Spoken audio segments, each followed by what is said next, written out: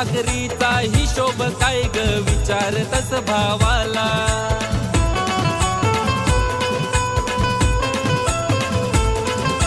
बाबांनी एका खांद्यावर ताई बसवलंय ग तुला. हाताला धरून चालत केलं आईनी ताई तुला. आईनी ताई तुला, आईनी ताई तुला. ए आई बापानं कमवलं धन करून आटा पिटाग. हे आई बापानं कमवलं धन करून आटा पिटाग. अगं ईशा पायी ताई तुनी जन्माचा तोरलास नाताग. अगं ईशा पायी ताई तुनी भावा बहिणीचा तोरलास नाताग.